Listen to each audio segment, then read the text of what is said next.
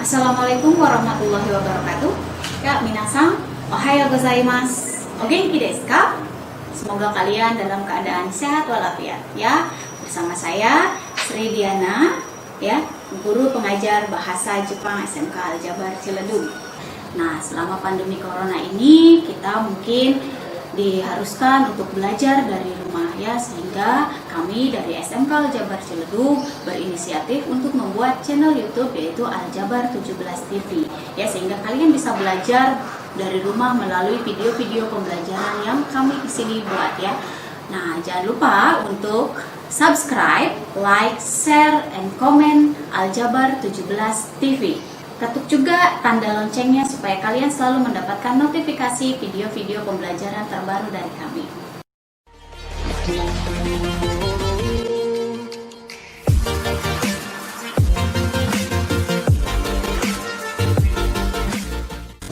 Nah, untuk kesempatan kali ini, Sensei akan menyampaikan materi tentang bahasa Jepang ya. Untuk materi yang akan disampaikan yaitu mengenai kazoku, dan untuk subtemanya yaitu Chichiwa Kyoshi desu. Ya, kita akan lihat di sini akan Sensei tampilkan kosakata pekerjaan yang mungkin hanya sebagian ya. Yang pekerjaan yang akan Sensei tampilkan di sini kita akan belajar kosakatanya. Yang pertama, mungkin kalian bisa lihat di sini ada sebuah gambar, dan kira-kira dari gambar ini kalian bisa menebak pekerjaan seperti apa sih ya. Nah, Sensei akan munculkan kosakata dalam bahasa Jepangnya, yaitu komouin, pegawai negeri. Ya, kosakata yang berikutnya. Nah, kalian juga bisa lihat ya, kosakata yang berikutnya di sini ada sebuah gambar lagi. Kira-kira untuk kosakata berikutnya adalah kaishain, pegawai perusahaan. Nah, kosakata berikutnya lagi ini masih mengenai pekerjaan. Ya, bisa dilihat di sini ada penunjuknya ya, kalian mungkin bisa menebak profesi apa. Ginkoin, pegawai bank. Yang berikutnya gunjin, tentara. Nah, ini ada gambar berikutnya untuk kosakata selanjutnya. Engineer, teknisi ya. Nah, ini juga ada berikutnya keisatsukan, polisi. Kemudian isha, dokter. Yang selanjutnya kyoshi, guru ya. Untuk yang ini mungkin akan sedikit Sensei jelaskan ya, bahwa mungkin yang kalian tahu bahwa kosakata guru yang sering kalian dengar di kelas itu adalah sensei, seperti kalian memanggil sensei. Jadi dalam bahasa Jepang terdapat dua kosakata yang memiliki arti guru, yaitu sensei dan kyoshi ya. Kalau sensei dia bisa digunakan untuk menyebutkan profesi dan juga untuk memanggil guru, sedangkan kyoshi ini hanya bisa digunakan untuk menyebutkan profesi saja, tapi tidak bisa digunakan untuk memanggil guru ya. Kemudian kosakata yang berikutnya noka, petani. Berikutnya ryoshi, nelayan. Nah, selanjutnya shufu, ibu rumah tangga. Ibu rumah tangga juga merupakan profesi ya. Nah, setelah tadi ada profesi, sekarang masuk ke status ya. Jadi status juga disebutkan dalam pekerjaan, yaitu ini ada status yang pertama shogakusei, siswa SD. Shogakusei. Berikutnya chugakusei,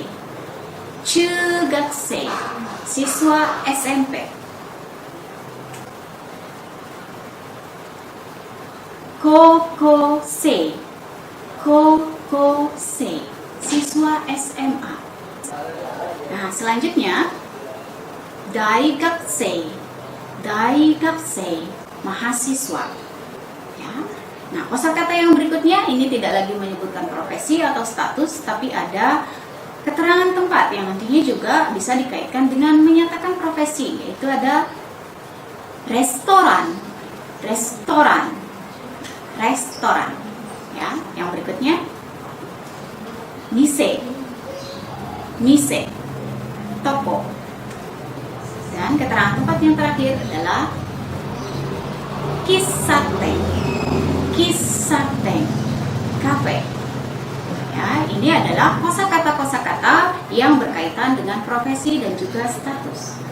Nah, selanjutnya sebelum kita masuk ke dalam pola kalimat, kita akan belajar dulu tentang bagaimana cara menyebutkan usia dalam bahasa Jepang. Yaitu ini ada usia. Nah, di sini ada tanda kosong, yaitu nani-nani sai. Yaitu yang tanda kosong tersebut nanti akan diisi dengan angka. Kita akan lihat 1 tahun issai, 8 tahun hassai, 10 tahun jussai, 20 tahun hatachi. Nah, untuk usia mungkin di sini hanya ditampilkan 4 contoh usia saja. Ini adalah yang bersifat khusus, ya. Dimana kalau kita tahu bahwa angka 1 dalam bahasa Jepang itu adalah ichi, tetapi ketika dia digunakan untuk menyebutkan usia 1 tahun tidak menjadi ichisai, melainkan issai. Begitu juga 8 tahun. 8 adalah hachi, sedangkan ketika diterapkan untuk usia menjadi hassai. Dan 10 tahun bunyi ju-nya itu panjang, ju. Tapi ketika diucapkan untuk usia menjadi jussai. Nah, selain angka-angka ini, tinggal angka biasa ditambahkan dengan sai untuk menyebutkan usia dengan angka yang lain. Kemudian di sini ada angka istimewa untuk penyebutan usia adalah 20 tahun, yaitu hatachi. Ya, hatachi di sini tidak usah menggunakan tambahan sai di belakangnya. Oke, kita sudah belajar tadi menyebutkan kosakata tentang profesi dan juga status, ya. Kemudian sekarang terus juga menyebutkan tentang usia, kita akan masuk ke bagaimana cara menyusun pola kalimat yang berkaitan dengan usia atau juga penyebutan profesi. Ya, sekarang pola kalimatnya. Yang pertama, ini adalah penyebutan pola kalimat untuk menyebutkan usia.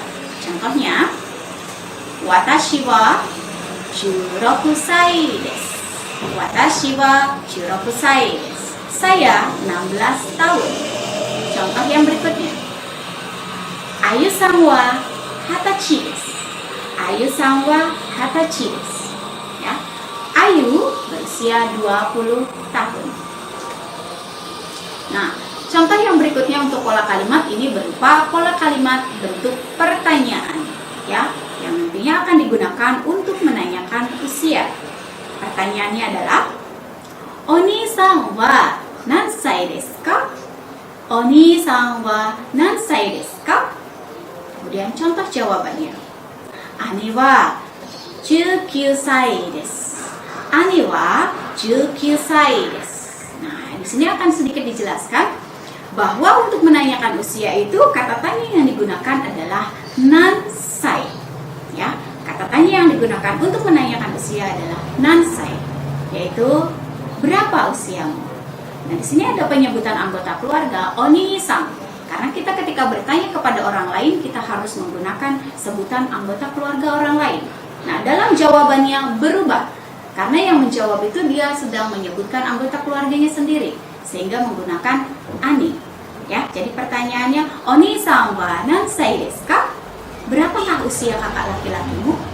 Kemudian yang menjawab, dia karena menjawab anggota keluarga sendiri, maka dia menggunakan sebutannya adalah ani. Ani wa 19 sai desu. Kakak laki-laki saya berusia 19 tahun. Nah, pola kalimat yang ketiga. Ani wa daigakusei desu. Ani wa daigakusei desu. Kakak laki-laki saya seorang mahasiswa.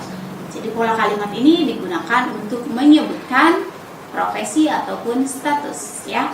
Di situ situ ada ani, berarti yang berbicara dia sedang menceritakan anggota keluarganya sendiri.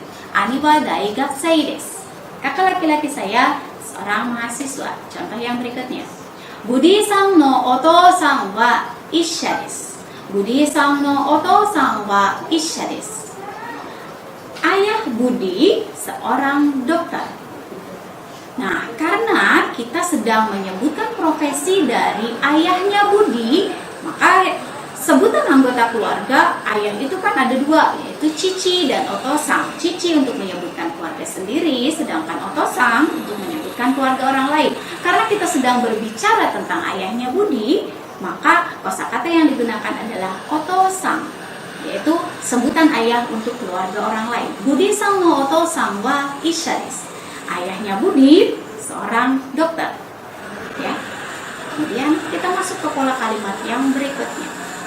Ini masih tentang menyebutkan profesi tapi dengan penerapan pola kalimat yang berbeda. Haha wa restoran wo yatte imasu. Haha wa restoran wo yatte imasu. Nah, di sini ada tulisan yang tercetak tebal yaitu o yatte imasu. Nah, penggunaan oyateimasu itu digunakan untuk menyebutkan profesi yang mungkin dia tidak ada, yang tadi di daftar kosakata itu profesi-profesi yang berbeda. Misalkan seperti berwirausaha. Jadi memiliki usaha sendiri, maka ketika diterapkan dalam pola kalimat bahasa Jepangnya yaitu menggunakan oyateimasu. Contoh kalimatnya adalah haha wa restoran wo yatteimasu. Ibu saya memiliki usaha restoran. Ya, jadi ketika orang tua kalian atau kalian ingin membuat kalimat yang berkaitan dengan menyebutkan profesinya yaitu berwirausaha, maka sebutkan bidang wirausahanya itu apa. Kalau dari kosakata tadi ada berupa restoran, kafe, ataupun juga toko. Ya, nanti tinggal ditambahkan dengan kata kerja o yatteimasu. Ya, jadi haha wa restoran o yatteimasu. Nah, ini tadi jadi ketika menerapkan pola kalimat yang menyatakan profesinya di bidang wirausaha yaitu dengan menggunakan oyateimasu, tinggal disebutkan bidang wirausahanya itu apa. Ada contoh lagi ya yang berikutnya. Doni-san no one-san wa kissaten wo yatteimasu. Ketika kita ingin berbicara tentang keluarga orang lain, ya, kakak perempuan Doni memiliki usaha kafe. Ya, jadi ini masih penerapan tentang oyateimasu yang digunakan untuk menyatakan profesi yang profesinya atau pekerjaannya itu berupa wirausaha. Ya. Dan pola kalimat yang berikutnya ini bentuk pertanyaan ya yang digunakan untuk menanyakan pekerjaan. Contoh pertanyaannya adalah One-san no shigoto wa nan desu ka?